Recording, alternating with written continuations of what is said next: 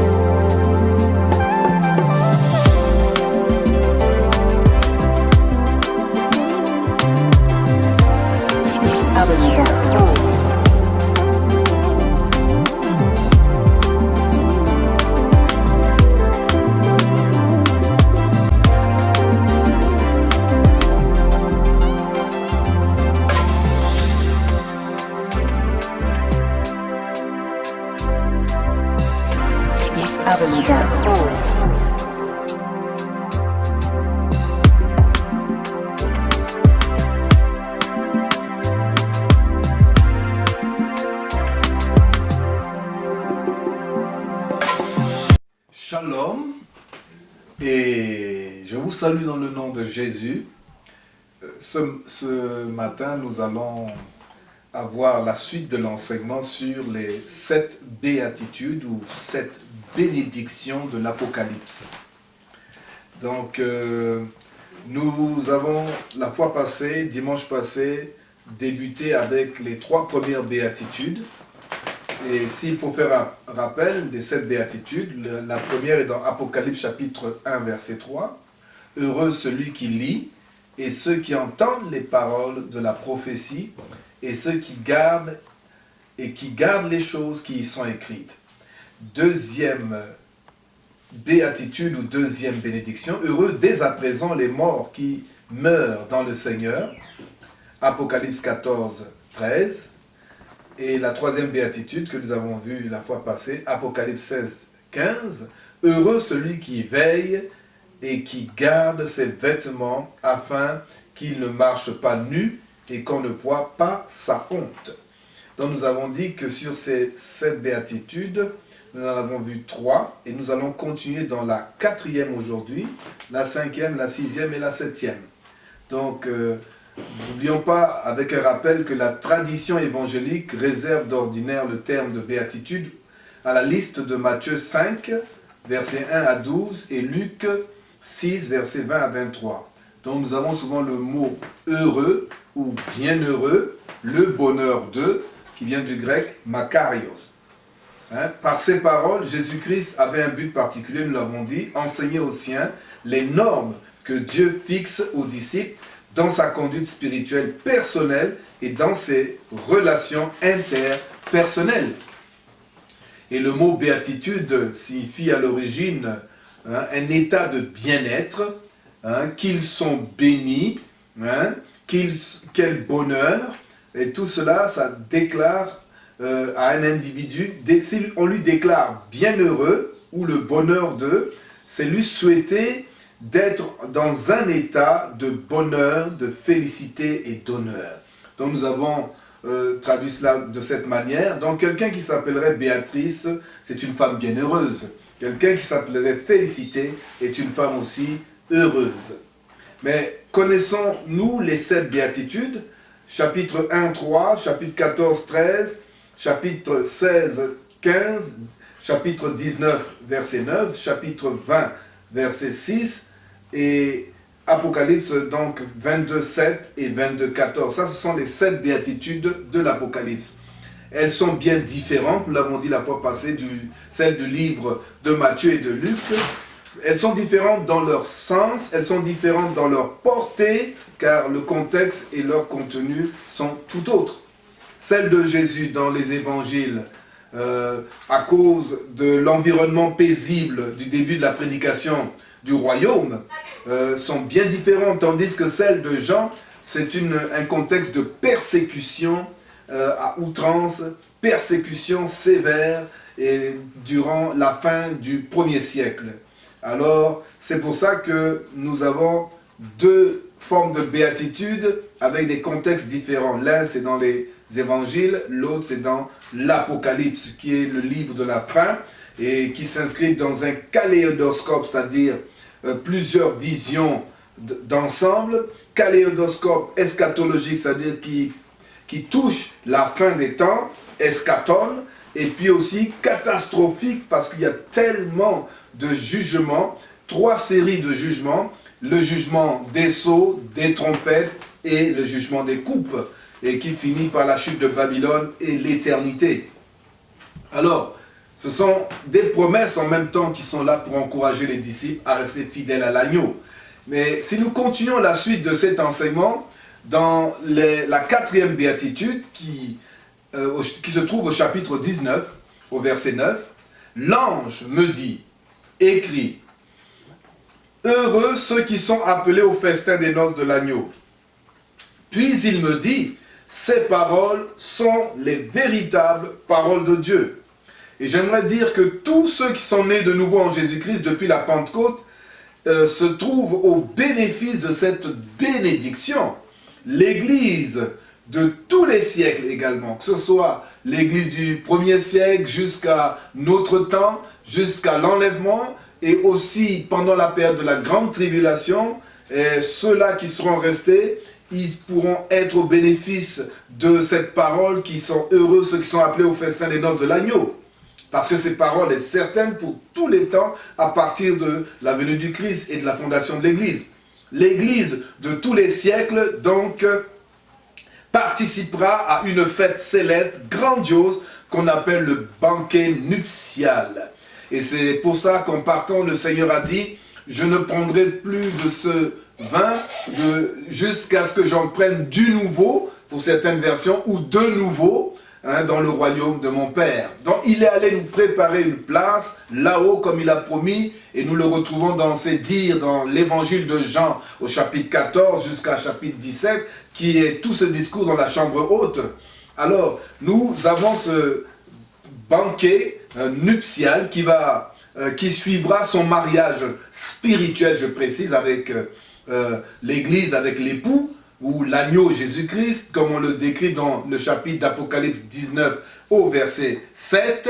Réjouissons-nous et soyons dans l'allégresse et donnons-lui gloire, car les noces de l'agneau sont venues et son époux s'est préparé. Préparons-nous, bien-aimés. Préparez-vous, préparons-nous, car les noces s'en viennent. Ça sera un banquet formidable. Merci Seigneur Jésus-Christ pour ce privilège que tu me donnes de participer, et je le confesse et je le déclare, à ce banquet nuptial. Je ferai partie de tous ceux qui t'auront aimé et attendu fidèlement, loyalement. Oh, je prie pour celui qui me suit, que tu te prépares à ce grand festin, le banquet de l'agneau. Merci Seigneur. Et le verset 10 décrit la réaction qui est appropriée. Et je tombais à ses pieds pour l'adorer. Mais il me dit, garde-toi de le faire, car adore Dieu, car le témoignage de Jésus, c'est l'esprit de la prophétie. Adore Dieu pour cette perspective inestimable concernant Jésus et nous, les sauvés. Adore Dieu, bien-aimé. Commence ici. Prépare-toi à l'adorer quand tu verras le Père assis sur le trône, quand tu seras tout près de ce trône, quand tu pourras t'asseoir avec Jésus sur le trône à côté de son Père. Quel privilège! Et quand il t'introduira au banquet de l'agneau, alléluia, ça sera un moment formidable. Je tressaille d'allégresse comme mon maître dans cette perspective inestimable concernant Jésus et nous les sauvés. Ne serait-il pas convenable que nous fassions pareil, comme Jean tomber à genoux et adorer Dieu. Quand tu lis ce livre, on voit Jean tomber à genoux 2 fois dans le désir d'adorer Dieu. Même s'il s'est trompé de personne en tout se tournant vers un ange. Mais l'ange lui dit non, adore Dieu. Et j'aimerais te dire, toi, n'adore pas n'importe quoi. Ne te tourne pas vers les gens de ce monde, les choses de ce monde. Frère, sœur, adore Dieu. Ne serait-il pas convenable de faire ainsi, de se préparer à ce grand jour? Si cette bénédiction est surtout réservée pour le ciel, nous avons le privilège maintenant de nous réjouir dans l'espérance de la gloire. Ne nous privons pas de cela ici-bas, bien-aimés. Vibrons dans l'anticipation de cette expérience future, inouïe en dépit des tempêtes de la vie. Tiens ferme, bien-aimé. Tiens ferme, bien-aimé. Tiens ferme, bien-aimé. Père Céleste, merci pour ce privilège. Fortifie-moi, fortifie tes enfants pour rester fidèles à l'agneau, immolé malgré toutes les oppositions de ce monde présent qui nous poussent à te renier ou à reculer. Mais je dis gloire à ton nom parce que je sais que les bien-aimés qui m'écoutent vont avancer. La 5e béatitude ou la 5e bénédiction de l'Apocalypse se trouve au verset 6 du chapitre 20. Heureux et saints ceux qui ont part à la première résurrection. La seconde mort n'a point de pouvoir sur eux, mais ils seront sacrificateurs de Dieu et de Christ, et ils régneront avec lui pendant 1000 ans. Alléluia. Pendant 1000 ans, ils régneront. Je vous ai dit qu'après le chapitre 19, c'est le grand voyage qui va avoir lieu entre l'époux et toute son église et tous les saints qui vont le suivre et l'armée des cieux, tous les saints de l'ancienne alliance vont le suivre dans ce cortège. Ils vont constituer l'épouse qui suit l'agneau, l'époux partout et dans ces guerres, dans son instauration du millénium, un long voyage de noces qui va s'établir sur la terre. Et j'aimerais vous dire, prépare-toi, tu vas chevaucher un cheval blanc, tu seras vêtu d'un fin lin, et la blancheur de notre fin lin va être tellement éclatante, plus la blancheur et la gloire de Jésus, ce sera une lumière éclatante qui descendra du ciel, et nous allons avoir une victoire dans l'Armageddon. Alléluia. Mais ici il est dit, heureux et saint. Heureux et saint, le mot saint signifie une séparation du mal. Si tu veux avoir part à ces chevauchés, puis ensuite une consécration et un dévouement. Je reprends. Le mot saint signifie séparer, séparation, consécration, c'est le deuxième paire de manches, et ensuite dévouement au service de Dieu. Le croyant sauvé ayant été mis à part, justifié à sa conversion, comme le dit Romains 3, 22, lisons-le. Romains chapitre 3, verset 22. Romains chapitre 3, verset 22. Oh, bien-aimé, prépare-toi à la rencontre de ce grand Dieu et de ce Sauveur merveilleux, Jésus-Christ. Romains 3, 22, je lis au nom de Jésus, justice de Dieu par la foi en Jésus-Christ, pour tous ceux qui croient et qui n'y a point de distinction, car tous sont péchés et sont privés de la gloire de Dieu. Mais ils sont gratuitement justifiés par sa grâce, par le moyen de la rédemption qui est en Jésus. C'est lui que Dieu a destiné par son sang à être pour ceux qui croiraient victime expiatoire, propitiatoire, afin de montrer sa justice, parce qu'il avait laissé impunis les péchés commis auparavant au temps de sa patience.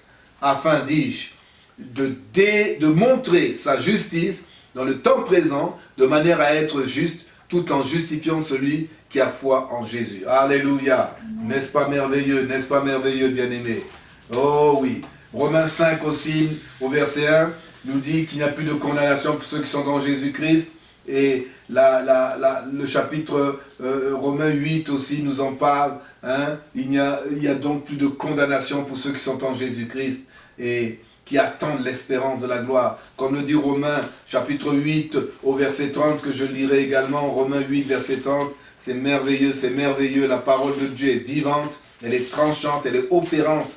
Et elle nous dit ici, car ceux qu'il a connus d'avance, verset 29, il les a prédestinés à être à l'image de son Fils bien-aimé, premier-né d'entre tous, Et ceux qu'il a prédestinés, il les a aussi appelés. Et ceux qu'il a appelés, il les a justifiés. Et ceux qu'il a justifiés, il les a aussi glorifiés. Alléluia. Quand j'entends ce mot glorifié, ça me fait tressaillir d'allégresse. Oui. Cherche pendant son pèlerinage ici-bas à se séparer. Le chrétien doit chercher à se séparer quotidiennement de ce qui ne correspond pas au saint caractère moral de notre Papa Céleste.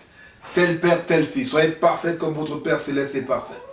Les saints mis à mort pendant la période de la tribulation seront ressuscités pour participer activement avec Christ à son règne millénaire.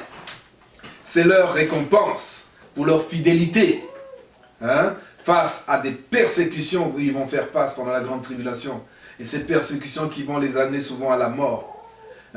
Ils vont servir d'intermédiaires entre le roi Jésus et les pécheurs.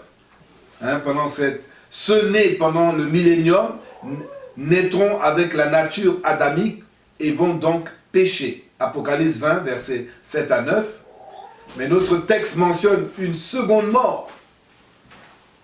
Elle aura lieu après le jugement du grand trône blanc. Dans le livre d'Apocalypse, chapitre 20 en allant. C'est la mort après laquelle il n'y aura aucune possibilité de retour ni de pardon. Tous les perdus de l'histoire humaine, depuis la Genèse jusqu'à l'Apocalypse, ils seront rassemblés pour subir leur jugement. Si vous n'avez pas encore accepté le salut par la repentance envers Dieu et la foi en Jésus-Christ pour le pardon de vos péchés, c'est le moment de lui offrir votre soumission. Ainsi, vous n'entrerez jamais dans la deuxième mort. Celui qui naît 2 fois ou une seconde fois après sa naissance physique ne meurt qu'une fois. Mais celui qui ne naît qu'une fois, c'est-à-dire sa naissance dans ce monde, meurt 2 fois. Une première fois dans ce monde et une deuxième fois dans le lac de feu. Notez l'équation. Elle est sévère, exigeante, mais c'est un avertissement. Naître 2 fois, mourir 1 fois. Naître 1 fois, mourir 2 fois. C'est le moment de lui offrir votre soumission. Ainsi, vous n'entrerez jamais dans la deuxième mort éternelle, qu'est les temps de feu, Apocalypse 20, versets 14 et 15. Ma prière pour chacun de nous, merci Seigneur ressuscité, de récompenser activement tes fidèles d'une manière juste pendant le millénium. Alléluia, Amen. 6e et avant-dernière béatitude. Et voici, je viens bientôt. Apocalypse 22, 7. Heureux celui qui garde les paroles de la prophétie de ce livre.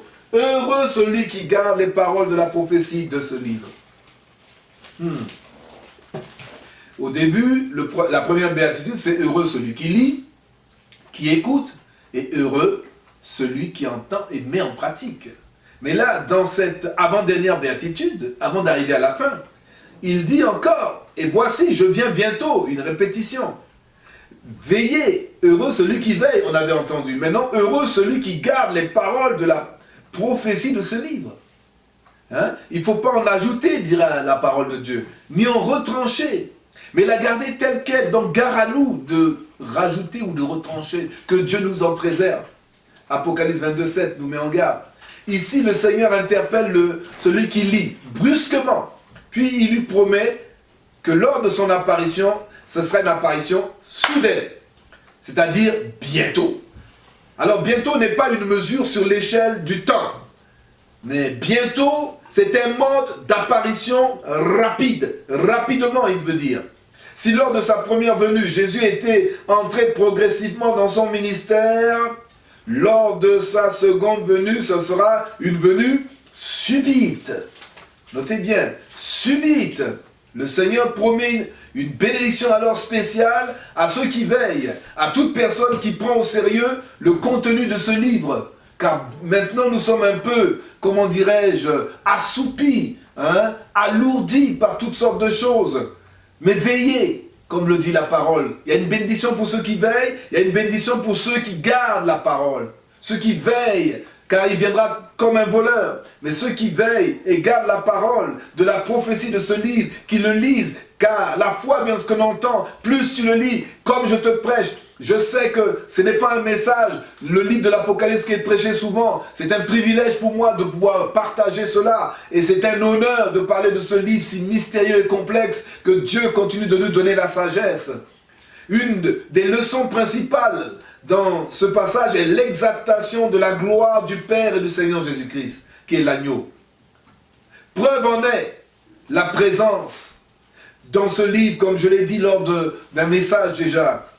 Il y a 14 ou 15 doxologies, depuis le chapitre 1 jusqu'au chapitre 19. 14 doxologies. Apocalypse 1, versets 5 à 6, Apocalypse 4, versets 8 et 11, Apocalypse 5, versets 9 à 10, Apocalypse 5, versets 12, 13, Apocalypse 7, versets 10, 12, Apocalypse 11, versets 16 et 18, Apocalypse 15, versets 3 à 4, Apocalypse 16, versets 5, 6, 7, Apocalypse 19, versets 1 à 3 et versets 6 à 8. N'est-ce pas merveilleux? La doxologie parle de la gloire de Dieu. Ce sont des passages qui révèlent la gloire de Dieu, la doxa de Dieu. Dont on nous dit que 9 sont réservés à l'unique Père de gloire, 3 uniquement à l'agneau et 3 autres à l'agneau et au Père. Alléluia. Gloire à Dieu. Gloire à Dieu. Ma prière, Seigneur, aide-nous. Aide-moi, Père, à apprécier, à garder dans mon cœur et dans ma vie les vérités contenues dans ce livre de la révélation, des révélations qui est le livre de l'Apocalypse. Et de toute la parole de Dieu de Genèse à Apocalypse. La 7e béatitude, la 7e bénédiction, la dernière du livre, Apocalypse 22, verset 14. Apocalypse 22, verset 14, il nous dit « Heureux ceux qui lavent leur robe afin d'avoir droit à l'arbre de vie. » Il y a un droit. « Et d'entrer par les portes dans la ville. Dehors les chiens, les enchanteurs, les impudiques, les meurtriers, les idolâtres, et quiconque aime et pratique le mensonge. » Ouh là là là là. Seigneur, garde-nous. Moi, Jésus, j'ai envoyé mon ange pour vous attester ces choses dans les églises, qui sont le symbole des églises de tous les temps, des églises qui représentent aussi la vie spirituelle du chrétien, depuis l'église d'Éphèse à Laodicée. 7 caractéristiques de la vie spirituelle, 7 moments de l'histoire de l'église, 7 aspects de l'église. Je suis le rejeton de la postérité de David, l'étoile brillante du matin. Et l'esprit et l'épouse disent, viens. Que celui qui entende dise, viens. Dis avec moi, viens. Et que celui qui a soif, vienne. Que celui qui veut prenne de l'eau de la vie, gratuitement. Je le déclare à quiconque entend les paroles de la prophétie de ce livre. Si quelqu'un y ajoute quelque chose, Dieu le frappera des fléaux décrits dans ce livre. Et il y a des fléaux, 3 séries de fléaux là. Oh oui. Et si quelqu'un retranche quelque chose des paroles du livre de cette prophétie, Dieu retranchera sa part de l'arbre de vie et de la ville sainte décrit dans ce livre. Oh non, Seigneur, nous irons, nous serons là-haut. Bien-aimé, toi qui m'écoutes, ne retranche rien, n'ajoute rien pour avoir part à l'arbre de vie et entrer dans la ville sainte. Celui qui atteste ces choses dit, oui, je viens bientôt, dit le Seigneur. Amen. Viens, Seigneur Jésus. Viens. Que la grâce du Seigneur Jésus soit avec vous tous. Voilà comment finit, à partir du chapitre 22, verset 14, la dernière béatitude et les dernières paroles de la Bible. Le sang de Jésus joue un rôle primordial dans l'accomplissement de notre salut. Ça, vous le savez. Le précieux sang de Christ. Car il signifie que nos péchés ont été enlevés éternellement et le résultat est notre droit. C'est ça qui nous donne le droit. Ce n'est pas parce que je fais des bonnes œuvres ou parce que Dieu me trouve bon. Non. Mon droit vient du précieux sang de Christ. C'est lui qui me donne l'accès. Parce que par la route nouvelle, nous dit Hébreu, il a inauguré par le voile au travers de sa chair. Et il a été le premier-né, le premier en tout, et nous le suivons. Ça me donne le droit d'entrer devant le trône du Père. Ça me donne le droit d'accès auprès du Père et de l'agneau, comme le dit Apocalypse 1,6, à celui qui nous a aimés et qui a fait de nous un royaume de sacrificateurs. Hein? Il le répète dans le chapitre 5, verset 9, chapitre 7, verset 14, on ne cesse de le répéter, au moyen de son sang, au moyen de son sang. Donc, au millénium, c'est-à-dire quand l'époux et l'épouse viendront sur la terre pour ce règne et ce long voyage de 1000 ans, et ce règne qu'on appelle le millénium, je ne peux vous le décrire, mais c'est la parole qui le dit. Je ne veux rien retrancher, je ne veux rien rajouter. Il y aura un millénium, qu'il dure 1000 ans, qu'il dure comment? Mais il y a un millénium et il y aura un millénium. Alléluia. Les rachetés, les ressuscités de la tribulation, la grande tribulation, vont jouir de tous les privilèges de la citoyenneté. Comme le dit Isaïe 25, verset 8. Vous pourrez le lire. Romains 8, verset 29. 1 Jean 3, verset 2.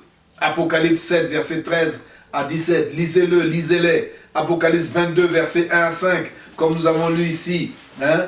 Et il me montra le fleuve d'eau de la vie, limpide comme du cristal qui sortait du trône de Dieu et de l'agneau. Nous y reviendrons à ces moments-là, quand nous parlerons d'Apocalypse 20, 21, 22. Dans les jours à venir, si ce n'est pas en fin d'année, si c'est en nouvelle année 2021, si Dieu nous prête la vie, si le Seigneur n'est pas revenu, nous partagerons cela encore, car il nous faut finaliser ce livre de l'Apocalypse. Alléluia.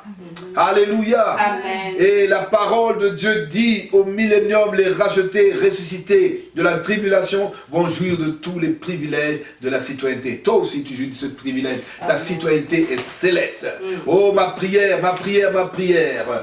Merci, ô notre Père Céleste, parce que par le sang versé de Jésus-Christ, notre Sauveur, toute personne née de nouveau, née de l'Esprit, Holy Spirit filled, remplie de l'Esprit, va pouvoir bénéficier abondamment de tous les privilèges que tu nous as réservés, Seigneur. Oh, c'est pour te dire, bien-aimé, tu es privilégié. J'aimerais te rappeler pour terminer, ce livre est unique dans toute la Bible.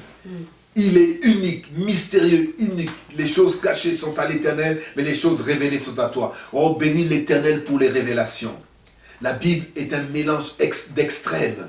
Hein? Il va des hauteurs de l'existence céleste avec Dieu, le Père, et avec Jésus l'agneau, par l'Esprit jusqu'aux profondeurs de la dépravation humaine, hein? Même jusqu'aux profondeurs, il nous parle des abîmes. Sa lecture de ce livre, oh là là, doit nous conduire, si nous avons péché, à la repentance. Et à la fois en Jésus pour échapper à l'étang de feu. Je t'encourage, répands-toi, viens au Seigneur, reçois-le comme Seigneur et Sauveur, et tu entreras. Sa lecture doit également pousser à l'adoration, comme Jean tombe à genoux à 2 reprises. Hein?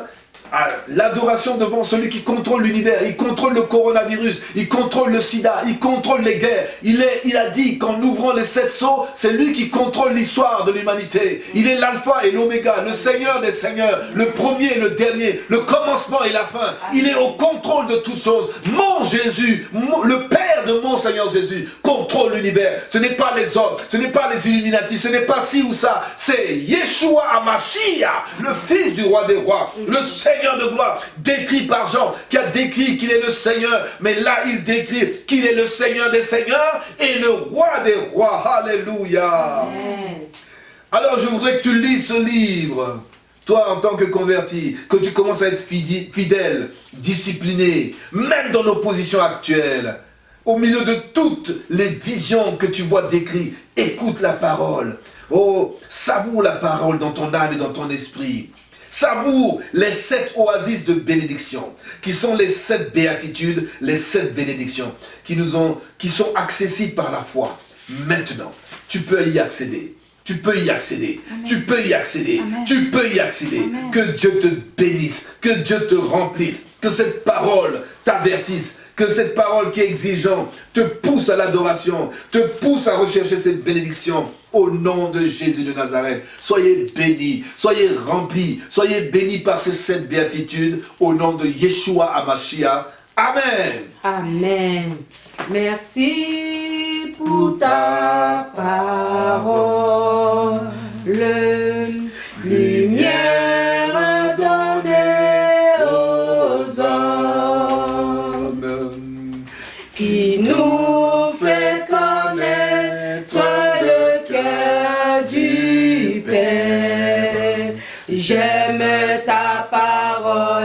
Seigneur, car elle est la vérité sur mon sentier. Par elle je veux me laisser guider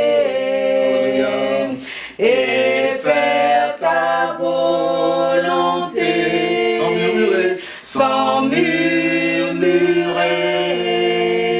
en espérant dans ta bonté, car elle est la vérité sur mon sentier. Par elle je veux me laisser guider et faire ta volonté sans murmurer, en espérant dans ta bonté. Amen, amen, amen. Dites avec moi, Shabbat Shalom. Shabbat Shalom. Shalom à vous, bien-aimés dans le Seigneur. Shalom à tout le monde. Voici les annonces pour l'église Shekinah. Alors rappelons-nous, comme nous avions dit, le mercredi nous avons réunion. Donc à distance, vous allez pouvoir nous suivre à partir de 19h jusqu'à 20h. Vous avez également aussi le vendredi miracle qui est de 19h à 20h et le culte d'adoration le dimanche de 10h à 12h30. Vous pourrez aussi nous suivre via les réseaux sociaux. Nous avons notre Facebook qui est Shekinah Doxa de Sherbrooke. Vous pouvez aussi nous suivre sur notre chaîne YouTube qui est Shekinah Glory TV. Donc Glory et TV sont collés ensemble. Et aussi vous pouvez nous suivre sur notre page Instagram qui est Shekinah Glory TV. Pour tous ceux qui sont membres de l'église et qui sont affiliés, vous pouvez aussi faire vos dîmes et vos offrandes au travers du mail qui est ictus4@hotmail.com et acheminer pour pouvoir encourager, continuer à soutenir l'église. Et pour tous ceux qui sont en dehors et qui chercheraient, qui souhaiteraient faire un don pour encourager et booster le corps du Christ, vous pouvez le faire via PayPal et vous faire acheminer votre offrande ou votre don pour soutenir l'église. Sinon, que le Seigneur vous bénisse abondamment. Demeurez dans la grâce de Dieu et à bientôt.